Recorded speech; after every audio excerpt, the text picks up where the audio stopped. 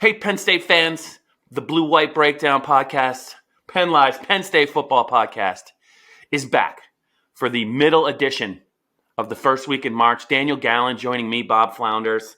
And Daniel, Penn State's basketball season is grinding to maybe a painful halt after what happened, I think, in that Nebraska game. I don't know how you feel about that, but we are getting very close, Daniel, to not only the combine, but the start of Penn State's spring drills. We got some dates announced this week.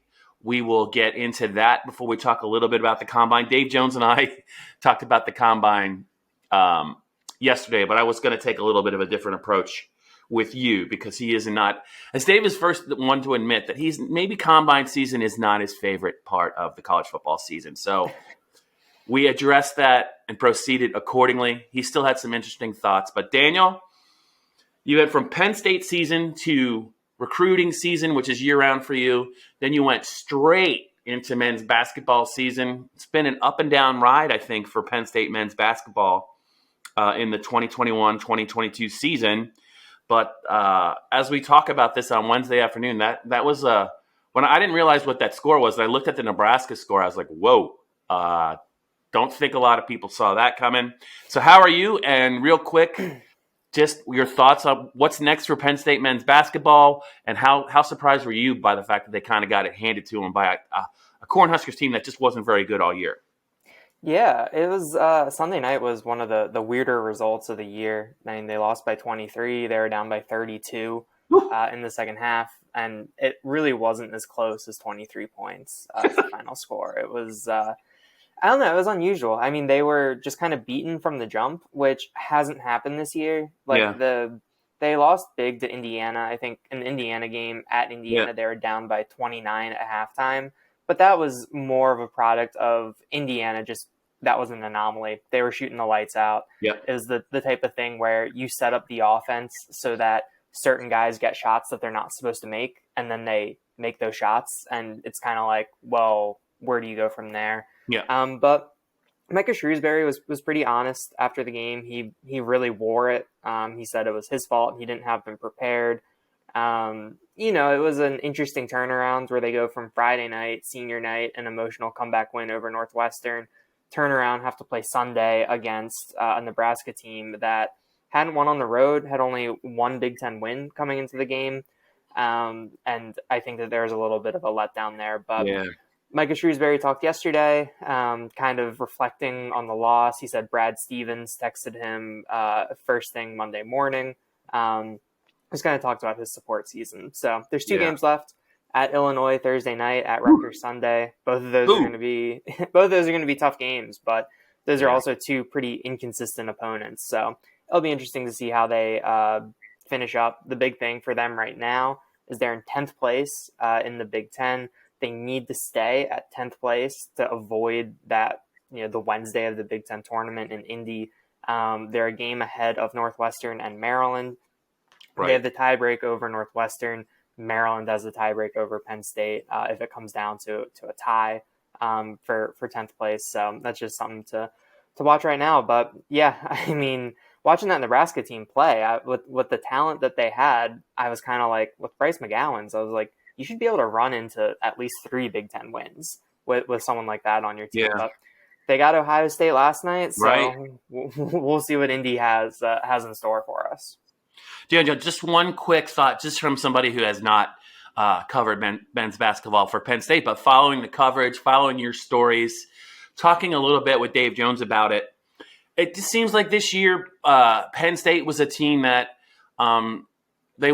for them to, even again, whether they were playing good teams or bad teams, they were built to live in a world in the 50s or 60s as far as maybe a game score, and maybe not the most dynamic offense in the Big Ten.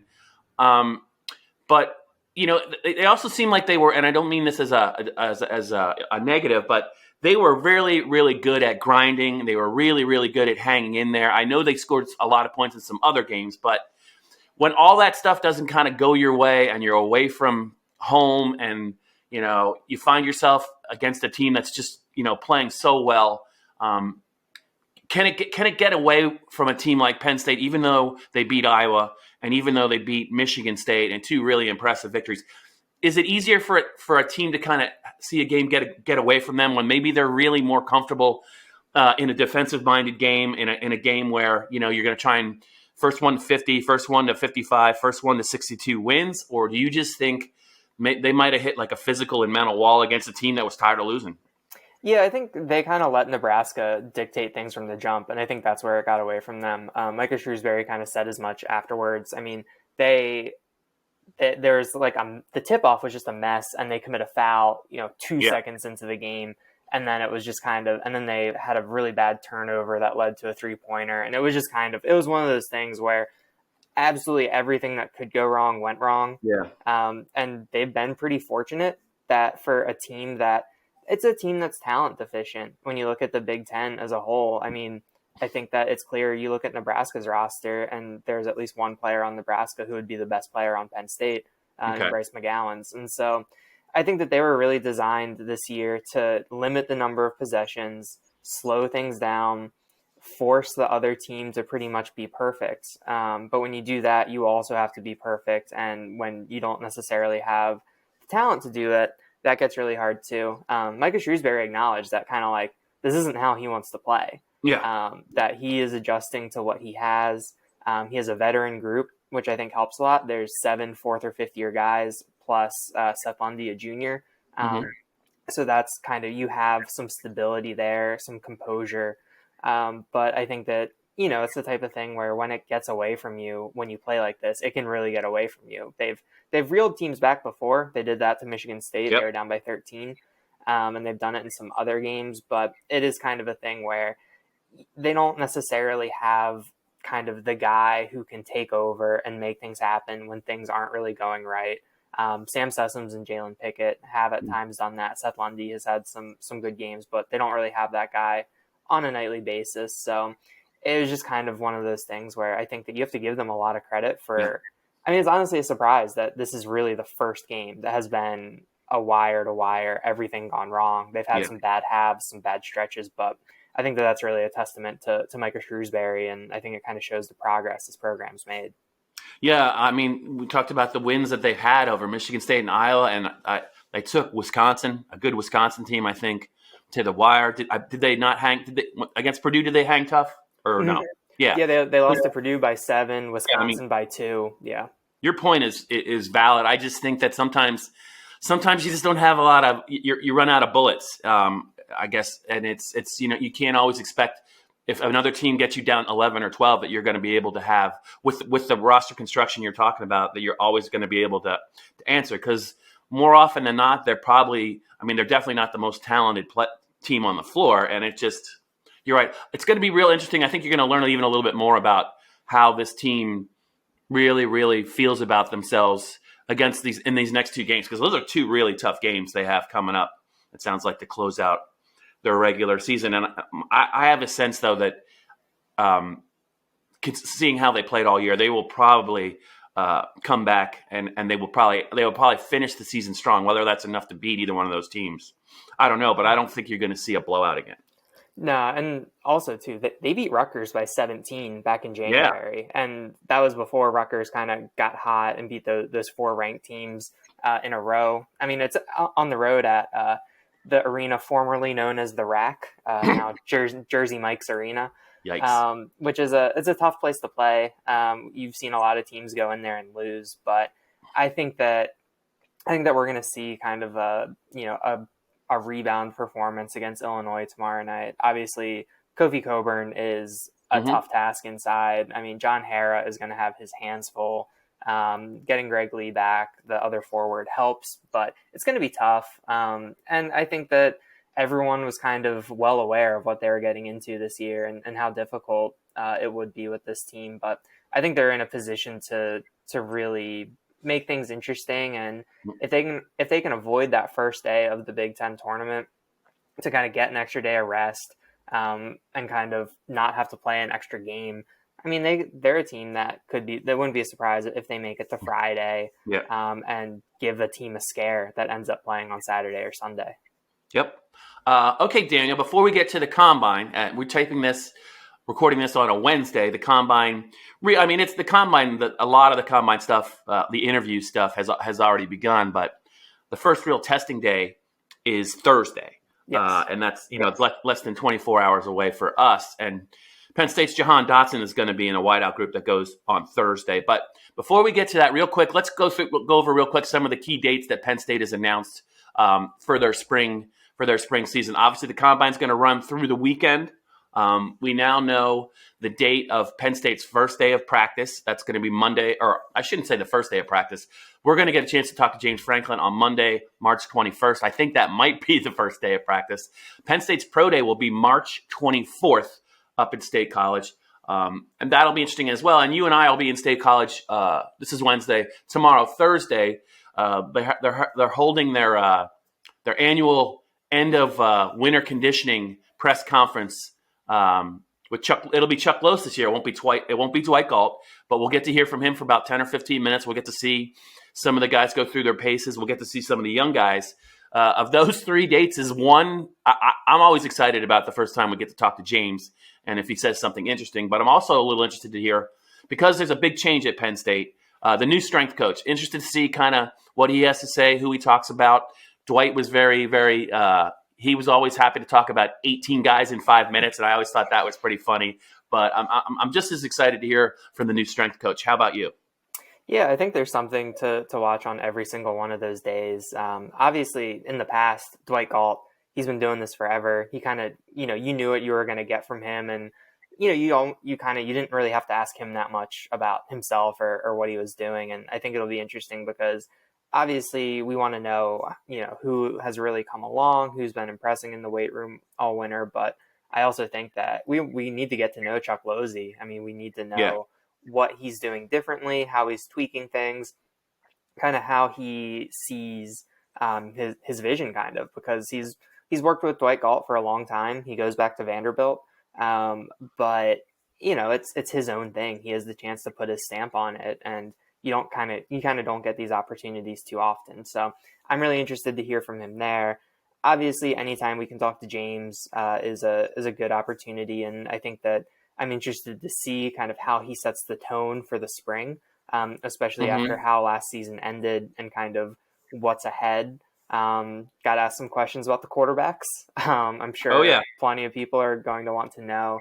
And then obviously pro day to kind of, someone like Ellis Brooks, who's not at the combine. We get to see how he tests. We get to see if someone else who didn't go to the combine surprises us. And also, at home, the guys are a little bit more comfortable. You read about kind of what they have to go through at the combine and how it's not exactly the most optimal conditions for them to test at their best. So, maybe in Haluba Hall, it's a little bit different than at Lucas Oil Stadium. So I'm kind of interested to see, seeing Brandon Smith test. That's something that's going to be really interesting to see. Yeah, but I was going to say, you were on a conference call, at least one conference call with some NFL draft analysts, and I saw some of the stories that you were writing. What were the most intriguing answers to questions about Penn State kids in your mind? Because I know that you covered a bunch of kids, and I think the Penn State fan base knows that Jahan Dotson is going to be a if not a first round pick, he'll go very quickly in the second round, and he could run in the 4.3s. He's not the biggest receiver; he's one of the smallest receivers that's kind of mentioned in like the top 50 players.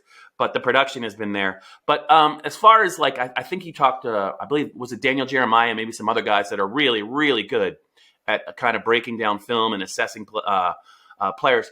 Who were the players, and what were the comments that really, really kind of resonated with you when you talk about Penn State's combine list that is at 8, and it could have easily been at 9? Yeah, so I was on the call with Daniel Jeremiah from NFL Media last week, former Eagles, Ravens scout, a lot of really good insight. And the 4 players that came up over the course of talking with him, he did bring up Dotson specifically when he was asked a question about the Patriots picking, I think they're at 23 or 21. And he said he compared Dotson to Chris Olave as kind of the in the back half of the first round.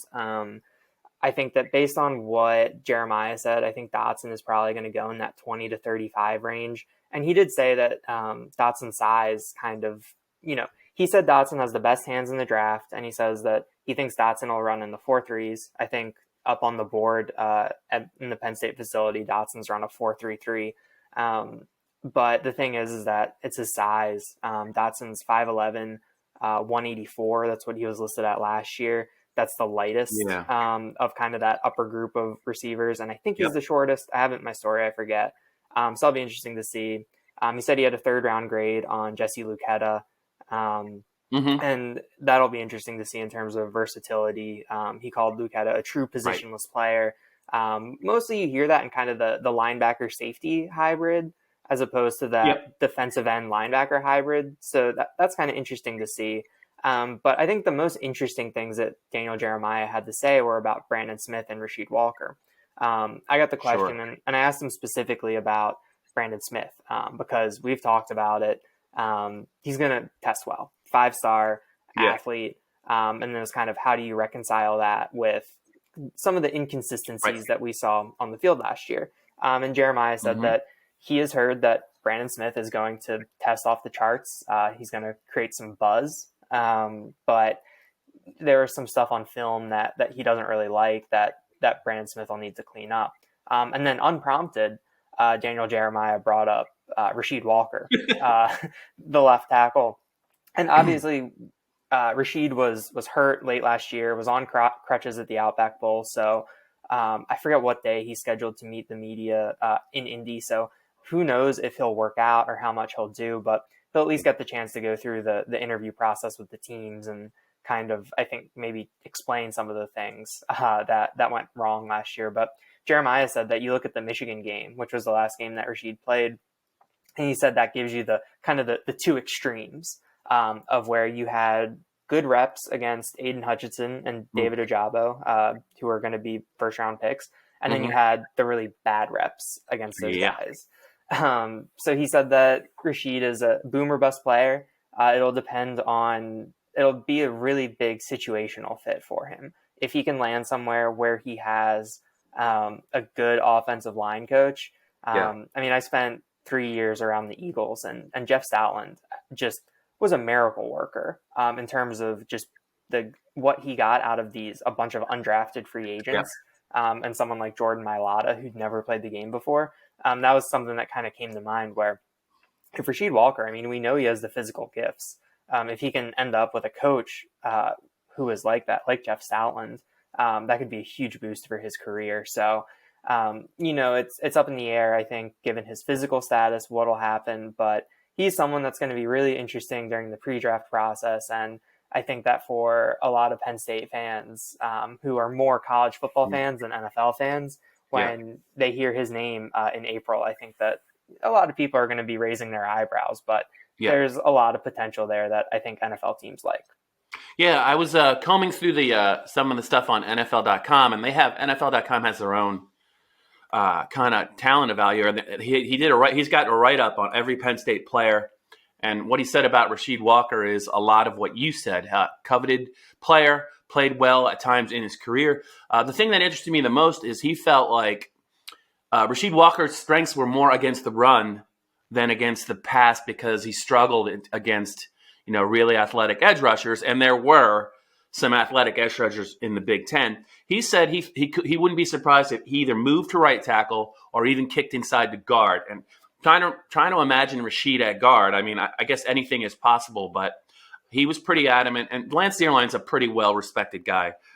He was pretty adamant that he would not be surprised if whoever drafted him gave him a long look, maybe either at right tackle or even inside at guard. But man, when Rasheed was healthy and he wanted to play, I thought he played pretty well. But there were some games, I'm not saying it was all his fault, but that Michigan game right away, Michigan's front four just took over that game. And both those tackles I thought, were just in over their heads. So he's going to be a polarizing player. But Brandon Smith, to me, is going to be the most polarizing player for Penn State.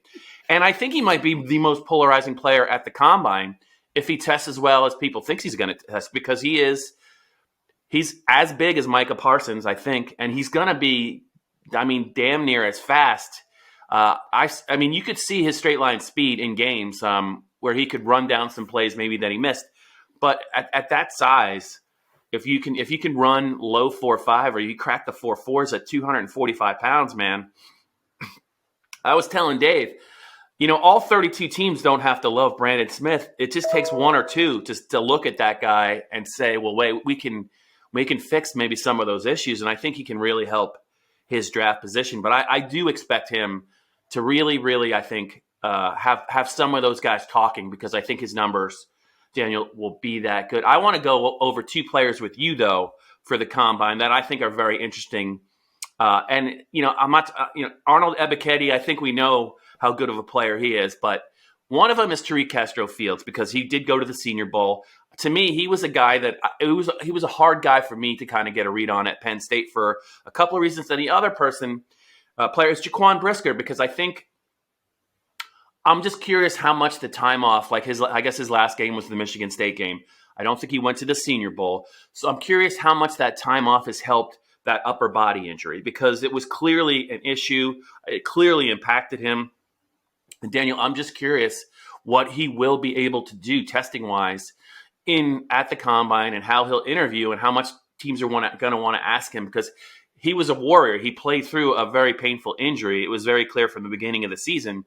But I'm just wondering if that injury is fixed and teams feel like it will not recur, how much is that going to help him? Because he was at the very top, I think, of Bruce Feldman's freaks list, I think, prior to last year as well. And I just think that as much as Brandon Smith could test, I think Brisker might be right there with him, test well. Yeah, I think Brisker is someone who was he's kind of, at Penn State, he was kind of known more for the intangibles and his playmaking on the field, as opposed to someone like Brandon Smith, who was kind of the testing guy, the physical tools. So I think that this will be a kind of a cool opportunity. If Brisker is healthy enough to test, I think it'll be a cool opportunity for him to kind of showcase the athleticism that you can pair with some of the instincts and the intangible things that kind of made him the glue on the back end. But I think he's supposed to test on Sunday. He'll do media interviews Saturday then, so we should have a good idea. But I think Brisker has a good opportunity to kind of maybe work his way into the back end of the first round.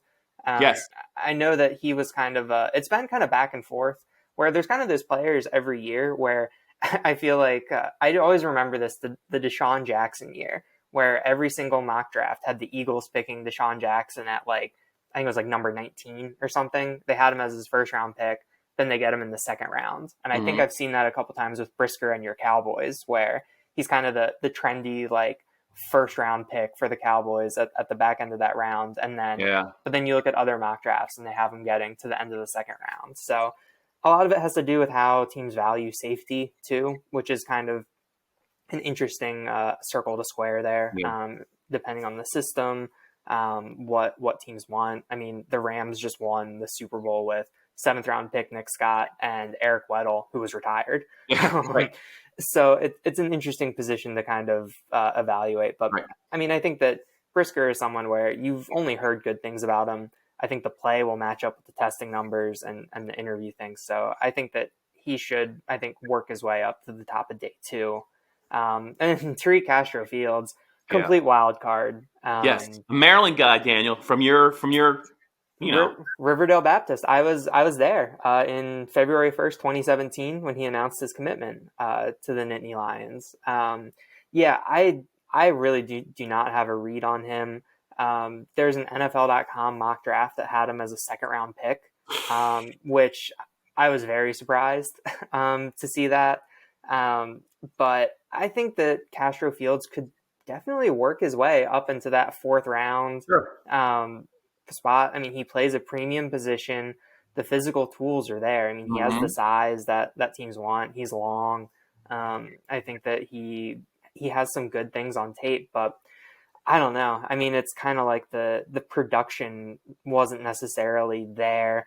I think that the health stuff is a question, given how that was kind of, Penn State, the way that they handled it, really keeping things kind of under wraps. And so you don't necessarily know maybe what he was playing through. I mean, he didn't play in the Outback Bowl. So he's I really don't have a read for him. And I guess this is kind of what the combine is for. We're going to see where he stacks up in the different percentiles for his testing and his measurements. And we'll be able to kind of slot that in. And I think that he was a good media interview. So Yeah. I assume that he'll be able to interview well with the teams in the room, but I really have no idea. Kind of like you said, it only takes one team to fall in love with him.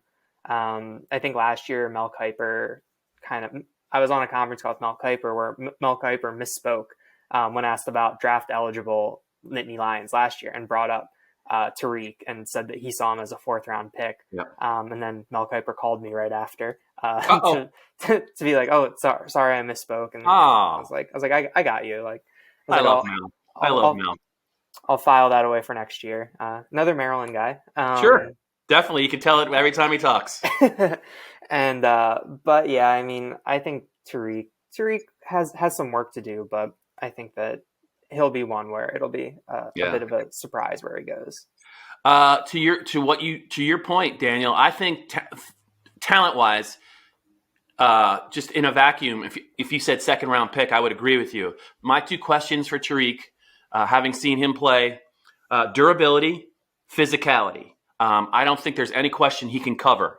But in the NFL, you got to be able to get somebody to the ground. It's a game where they're going to spread you out, and you're not always going to be able to knock the ball down. And if you get beat, you got to be recovered. You got to be able to make a tackle against some just phenomenal freak athletes. And those are 2 things that I think you can learn a lot about a corner at the combine, but they don't test for willingness to get a guy to the ground. And I think I think on tape, that might be the one thing if I was a scout or if I was a general manager, I want to ask him about, what happened on this play. And also, where were you for the last 6 games of 2020? Not so much, he wants to opt out of the Outback Bowl. That's an entirely different story, even though he was on the field for some reason. But I think that he is, in terms of a coverage player, a guy that's 6 foot, almost 200 pounds, there is no question he can do a lot of good things, but is it enough just to be able to shadow a receiver? What happens when he catches the ball? So he's going to get drafted, and I'm sure some teams are going to have a higher opinion of Tariq than others. But those are just the 2 things that I don't know. I just don't know how you're gonna have to trust the tape. You're not going to be able to really learn any insights, I think, at the combine. But to your point, I think it's always a good gamble on a physical talent like Tariq Castro-Fields, because he is an NFL corner. There's no question. He's got NFL size, but I just don't know what we're going to see from him. There were times I thought he played really well at Penn State, and there were times that I just thought he didn't. Really, as we close up this edition of the Blue White Breakdown podcast, Daniel, Brandon Smith, Rasheed Walker, Tariq Castro-Fields, there's a couple common denominators, I think, with all 3 of those in terms of physical specimens who've looked very good at times at Penn State and in big games for Penn State. But there's also the other side of it and the inconsistency. The more erratic the data is, the least likely you're ready to pull the trigger early on a kid like that. So we'll see about the testing. They're going to have to test extremely well. And I think Brandon might, but man, it's going to make for a fascinating draft. I really do, because there are going to be some players that dip in this draft, and it might be some Penn State guys, and there are going to be some guys that go way earlier. I remember when Troy Apke got drafted a couple years ago by the Redskins, and he had run, I think he ran like 4.3 at the combine, and Troy was a quality player at Penn State, but I think he went in the 4th round or the 3rd round. I was like, what? And I think he went before Marcus Allen, actually. But I just that's the beauty of the draft. It's in the eye of the beholder, and there's a lot at stake. And like you said, sometimes you can find some really good players in the 6th and 7th round, and sometimes you can reach on the players in the 2nd and 3rd round. And if you reach too many times, your team's it's not gonna do well. So I'm real curious to see where all these guys land. I think Ellis Brooks could get drafted as well. So you could talk about 9 Penn State players getting drafted, Daniel, is wild for a team that finished 7-6. But that could be where we're headed. I'm excited to see how the combine plays out. I know you are as well. It really gets underway on Thursday. You got some basketball to cover. So PennLive will have the combine handled for you guys, but Daniel might be wearing one too many hats on a couple of days, so we'll have some other guys stepping in. But Daniel, any other thoughts on Penn State spring or the combine or pro day? Anything else you want to get off your chest? Now's the time to do it.